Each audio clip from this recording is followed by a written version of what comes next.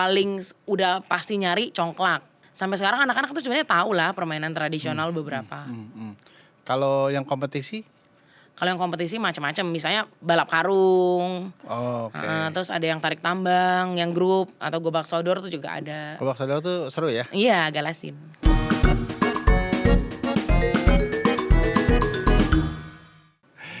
Merdeka. Kita berjumpa lagi di podcast Nusantara dan hari ini saya ditemani oleh Aghnina Wahdini, founder dari TGR. TGR ini singkatan dari Traditional Games Return. Permainan tradisional kembali. Bener gak sih? Betul. Kabarnya kita ini punya permainan tradisional terbanyak. Iya, ada 2.600 jenis se-Indonesia Raya ini. Aduh, aku seneng banget kan Nina datang ke studio. 2.600 ini tersebar di seluruh Indonesia kah? Betul, se-Indonesia. Aku penasaran kenapa kemudian TGR ini lahir. Siapa yang mencetuskan? Kenapa, cerita sedikit kenapa kemudian Kanina tertarik dengan ini dan umur berapa sih ini komunitas ini sekarang sudah berapa banyak nih dilakukan? Iya, sebenarnya ketidaksengajaan awalnya. Jadi dulu ada waktu aku kuliah, ada tugas untuk bikin kampanye sosial. Temanya I Love Indonesia. Terus akhirnya cari-cari apa sih yang seru dan minim kontroversi. Akhirnya tercetuslah permainan tradisional. Karena permainan tradisional tuh bisa sekalian campaign juga lagu daerah. Karena di dalamnya ada lagu daerah, ada tariannya juga dan lain sebagainya. Jadi kayaknya ini seru nih. Dan waktu awal mulanya TGR itu dari 2016. Jadi sekarang jalan 8 tahun. Dulu di 2016 tuh kecenderungannya belum yang terlalu gadget kayak sekarang. Dulu anak-anak masih sering pergi ke warnet.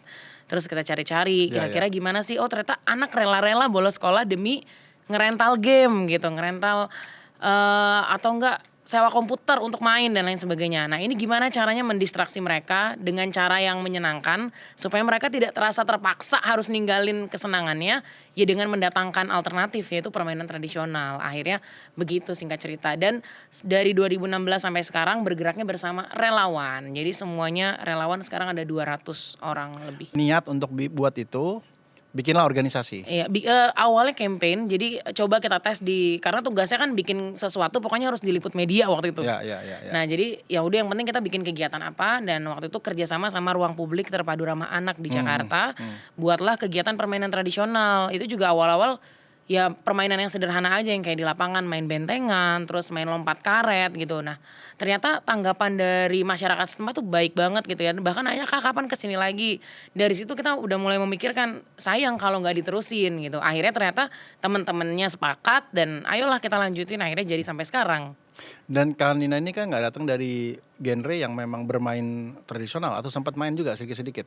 Waktu kecil main karet sama bekel. Aja? Iya yang lainnya agak-agak lupa. Ini kan kita bicara 2.600. Ini membuat kita jadi salah satu yang terbesar atau yang terbesar di dunia. Iya, terbesar dunia. Nah, bagaimana mencari data atau bagaimana mencari permainan-permainan itu buat teman-teman TGR di awal-awal? Iya, di awal-awal sebenarnya berdasarkan masa kecil. Berdasarkan masa kecil dulu, kita kan dulu belum sekompleks sekarang harus riset, harus nyari pengrajin lokal dan lain sebagainya. Jadi dulu pada main apa sih waktu kecil? Nah, kamu main apa gitu? Pada saat mereka sebut congklak, oh iya aku jadi ingat aku dulu main congklak juga. Satu. Ya, ada macam-macam itu baru yang pakai alat, belum lagi yang tanpa alat. Kita bikin kreasi sendiri gitu. Terus akhirnya inget-inget juga lagu-lagu kayak main tepuk-tepuk ampar-ampar pisang tuh juga bisa. Cuman pakai nyanyi ampar-ampar pisang. Selesai terus kita cari lagi mainan apa lagi. Jadi berdasarkan masa kecil baru cari literasi. Dan setelah dicari buku-buku yang mengekspos permainan tradisional sebenarnya juga belum banyak. Jadi memang harus benar-benar datang satu persatu, datang ke daerah tertentu, nanya. Bahkan anak-anak bisa jadi sumber informasi sebenarnya. Datang ke satu tempat, oh anak ini nyebutnya bukan engklek yang lompat satu kaki. Dia nyebutnya bukan engklek, nyebutnya demprak misalnya. Oh di Jakarta namanya demprak misalnya. Oh di daerah sini nyebutnya. Gak ada literaturnya gitu di perpustakaan? Ada, tapi sangat terbatas. Belum yang sebanyak itu. Karena aku skripsinya juga tentang permainan tradisional dan itu merasa sulit untuk mendapatkan seperti itu. Akhirnya makanya coba bikin riset-riset sendiri juga akhirnya. Berapa banyak pertama kali ditemukan terus sekarang hari ini sudah berapa? Sebenarnya banyak ratusan karena ribuan itu tuh termasuk permainan yang lelucon itu tuh termasuk dihitung juga sebenarnya. Jadi ada lelucon, ada permainan tanpa alat, ada yang lagu-lagu, termasuk juga yang dengan alat peraga. Jadi sebenarnya 2.600 tuh termasuk penyebutannya juga yang berbeda di setiap daerah. gitu. Ya. Tak nyamuk ada nggak tak nyamuk? Oh ya boleh, tuh Ada? mungkin ada. Yang lewat di tepok itu? Iya Udah ada? itu, iya tepak nyamuk ya, Tepak nyamuk nyebutnya ada? tepak nyamuk, iya. Jadi sekarang yang sudah terdata oleh TJR itu Sebenarnya karena banyak macamnya, jadi kita nggak bisa sebut berapa exactly number-nya, tapi lebih dari 100? ratusan lebih lah ada. Oke. Karena variasi. Ya, so terdata di laptop, komputer, atau kepikiran untuk jadiin buku dan lain-lain? Sudah ada dari Dr. Zaini Alif. Jadi mereka beliau beserta komunitas Hong waktu itu membuat riset sebenarnya yang mencetuskan 2.600 karena penelitiannya beliau tadi. Ya. Jadi sudah ada dibukukan tapi memang belum disebarluaskan gitu. Jadi di kalangan tertentu aja kayak udah masuk ke kementerian dan lain sebagainya. Tapi memang untuk yang ke publiknya belum. Jadi kami berusahanya dengan membuat ada website tjrcampaign.com itu semua inventaris permainan tradisional yang kami ketahui, cara bermainnya, bagaimana asal mulanya, sejarah, filosofi ada di sana. Ditulis di gitu. sana. Kalau dari sisi model bisnisnya seperti apa? Apakah kerjasama sponsorship, kerjasama dengan perusahaan, atau anak-anak ikut main berbayar atau seperti apa? Iya, kami selalu open kolaborasi untuk siapapun dan tidak menarik biaya. Misalnya harus anak masuk bayar enggak. Jadi kerjasamanya ketika datang ke sekolah ya kita kolaborasi aja ada program apa yang lagi masuk dan juga lebih ke bagaimana mereka juga bisa support untuk bagaimana pengadaan mainan bisa sampai di lokasi gitu aja. Ya transportasinya gitu aja. Tapi bukan yang harus ada fee-nya ya, harus ada apa. Enggak, karena semua memang basicnya relawan. Relawannya juga banyak yang ada psikolog, ada dokter, ada macam-macam gitu. Jadi berbagai profesi mereka bilang jenuh nih udah kerja terus Senin sampai Jumat, pengen dong weekendnya juga ikutan main kayak gitu. Ada ibu juga, ibu 2 anak dan lain sebagainya. Semua bisa ikutan berkegiatan di TJR. Keren. Nah, dari semua permainan itu pernah nggak survei mana yang paling banyak Diminati. disukai, diminati? Kalau dari yang kami perhatikan setiap kali bermain pasti gasing bambu. Mereka suka banget karena jarang lihat gitu. Gasing tuh jarang lihat dan mereka paling udah pasti nyari congklak. Sampai sekarang anak-anak tuh sebenarnya tahu lah permainan tradisional beberapa. Kalau yang kompetisi? Kalau yang kompetisi macam-macam, misalnya balap karung, Oke. terus ada yang tarik tambang, yang grup atau gobak sodor tuh juga ada. Gobak sodor tuh seru ya? Iya, galasin. Level tertingginya apa tuh ya gobak sodor ya? Pokoknya kan sampai semuanya main. Lewat? Yang ditimpuk sama air atau apa? Apa tuh? Nggak ada ya? Gobak Nggak, sodor timpuk gobak air? sodornya nggak pakai air. Nah, program-program apa yang selama ini sudah rutin dijalankan? Iya, programnya ada Goes to School, pergi ke sekolah. Sekolahnya bukan terbatas jenjang tertentu, semua jenjang sebenarnya dari bahkan preschool, PAUD, TK, SD, SMP, SMK, SMA, terus juga ke SLB juga main. Jadi kami juga mau mengampanyekan permainan tradisional ini untuk semua anak gitu. Jadi semua harus bisa merasakan permainan tradisional ini. Terus juga ada ke kampus juga ada program workshop, jadi ngajarin anak-anak untuk membuat mainannya sendiri. Kami relawannya menjadi mentor, gimana cara buat meronce karet, gimana cara bikin telepon kaleng dari barang bekas dan banyak lainnya. Terus juga ada kegiatan yang kami sebutnya jalan-jalan, tapi sebenarnya itu adalah campaign untuk main permainan tradisional kayak misalnya di kafe, di hotel, di tempat-tempat umum, di Air Petra, di Car Free Day dan lain-lain gitu.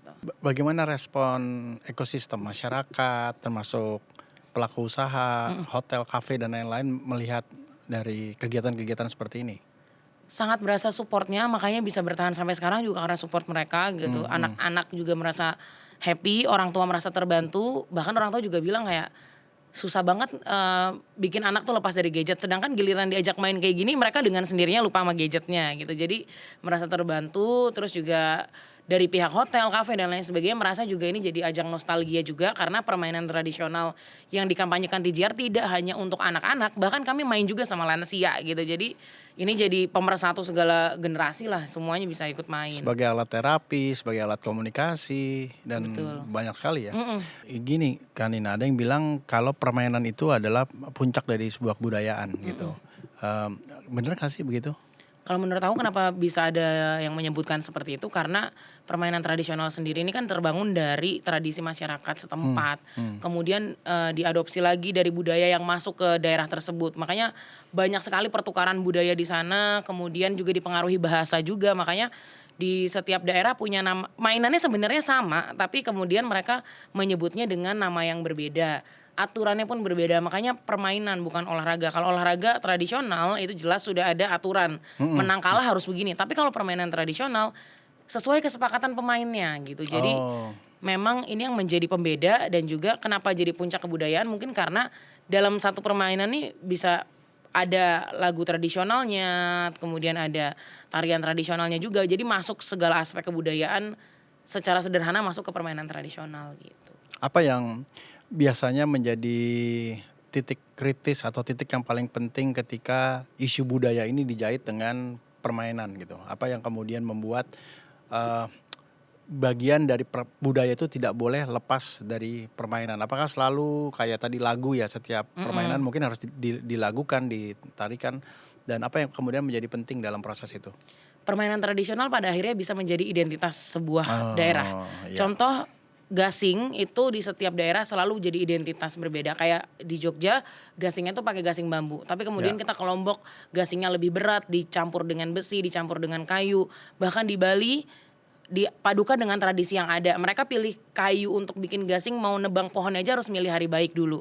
Jadi maksudnya tetap kental dengan budayanya, dengan perbedaan warna juga. Betawi misalnya gasingnya lebih heboh, lebih warna-warni, lebih vibrant, beda sama yang daerah lain, cirinya yang berbeda-beda, bentuknya pun itu jadi ciri budaya masing-masing. Akhirnya jadi contoh identitas budaya masing-masing. Apa hubungannya dengan lingkungan? Sebenarnya permainan tradisional juga memanfaatkan bisa dibuat dari lingkungan kita yang kaya raya ini Indonesia. Main apa aja nih kaleng bekas aja jadi mainan ya kan. Ini Ya. dari kaleng bekas kental manis kah atau misalnya kaleng bekas makanan kucing juga bisa. Jadi tinggal dibersihkan kemudian dikreasikan dan ini juga masuk nih ke pembelajaran sekolah gitu kan.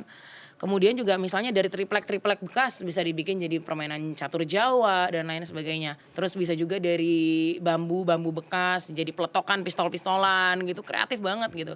Bahkan dari bunga juga bisa. Jadi semuanya lingkungan kita support untuk bikin mainan tradisional. Apa tingkat yang paling tinggi ya dalam konteks nasional ketika isu tentang permainan tradisional ini digaungkan? Apa yang kalau sekarang kan mungkin datang ke sekolah-sekolah ngajarin gitu ya. Kalau tingkat level yang paling tinggi pernah nggak sih?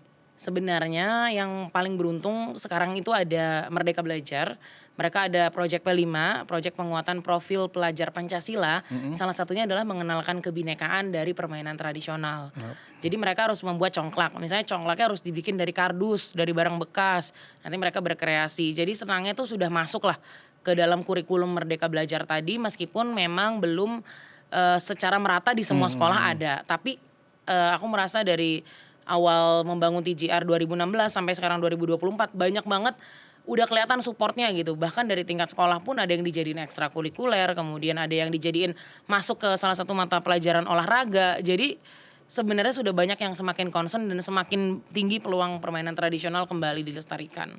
Kalau ketemu sama orang tua biasanya mereka seneng karena apa? Apa nilai-nilai yang bisa diambil? Ya karena gadgetnya Ah, tanpa harus kita marah-marah, tanpa harus heboh, udah lupa sendiri. Dan juga orang tua jadi merasa ada quality time, ada bonding sama anaknya Karena dengan mereka bisa nemenin main ya? Iya, Iya, mereka iya. ikutan main juga.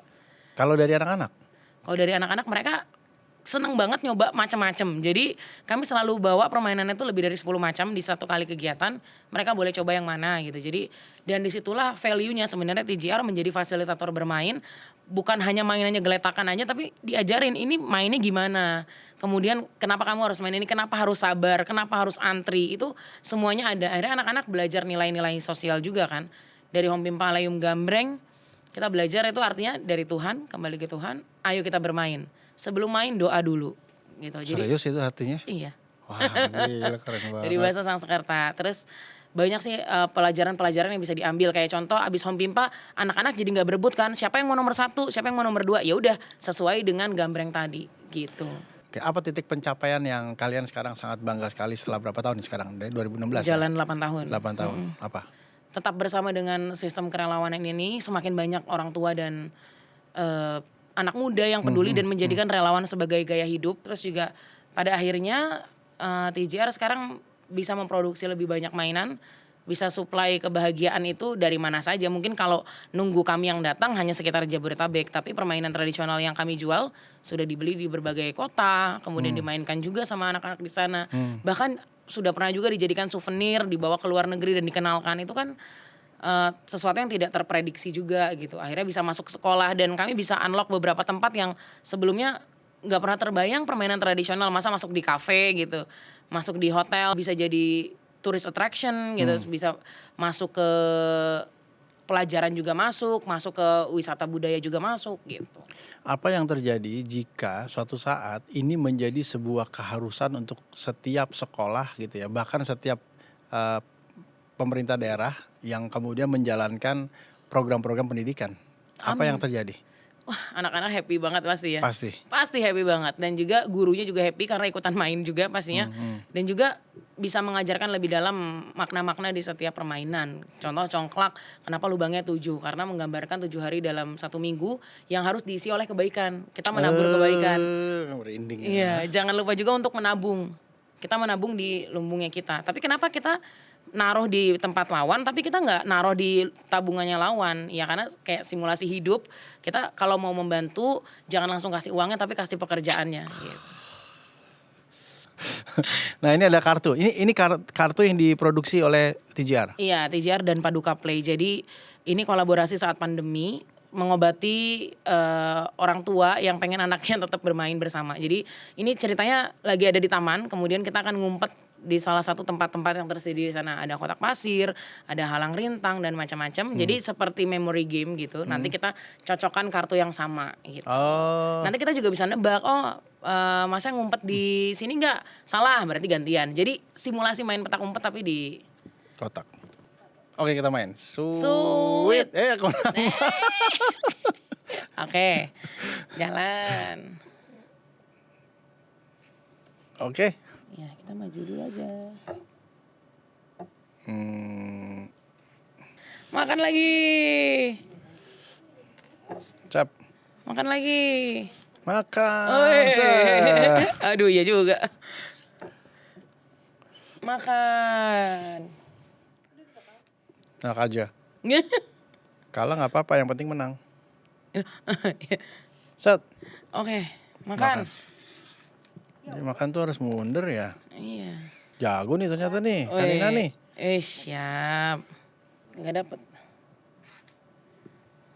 Lihat nih. Itu boleh gak sih? Iya boleh. Wih mantep. Yeay. Ya ampun, tinggal satu nih. Waduh. Lihat nih. Nice. Wih, boleh. Enggak. Gak bisa. Terjadi jalan buntu ini. Ya. Nah, lihat. Ya, look. Jangan, itu jebakan Batman. Gini dong. Iya. Wih, betul. Ya, kalah deh. Tinggal satu dong kita. Yoi. Iya. Tetap aku menang. Pas. Yeah. Nah, ini tadi apa namanya? Ini namanya Surakarta Board Game. Ini karena berasal dari Surakarta. Jadi ceritanya dulu ada bangsawan dari Eropa, Prancis, main ke Indonesia dan bikin permainan ini. Bikinnya di Surakarta, jadi namanya Surakarta Board Game. Tapi sayangnya di Indonesia malah jarang dimainkan, orang-orang jarang tahu. Tapi di luar negeri ini rame. Contohnya waktu itu aku nitip sama temanku yang lagi conference di Turki, aku bilang kalau ada mainan khas sana bawa dong gitu kan. Karena kan TJR juga melestarikan permainan macam-macam bukan Indonesia aja. Nah terus dia foto pattern ini, terus aku bilang kayak, wah ini Surakarta Board Game, beli aja gitu. Malah di sana tuh ada packagingnya udah kayak yang di toko-toko mainan di mall gitu. Dan namanya Surakarta. Nggak ada nama lain? Enggak, Surakarta Board Game. Keren amat. Kalau orang Jawa ngomongnya bas-basan sepur, ada yang ngomong karena kan cara makanya harus melingkar tadi kayak kereta jalan gitu. Permainan tradisional juga kaitannya sama budaya. Ini juga kemudian berhubungan dengan warisan budaya tak benda. Cerita sedikit dalam warisan budaya tak benda. Contohnya warisan budaya tak benda, ini ada permainan khas dari Kalimantan Selatan namanya Balogo. Ini mereka pengrajin-pengrajin lokal memperjuangkan supaya mereka dapat warisan budaya tak benda, supaya bisa diakui bahwa ini adalah mainan asli Kalimantan Selatan gitu. Ini ada bentuknya bisa macam-macam dan ini dikompetisikan.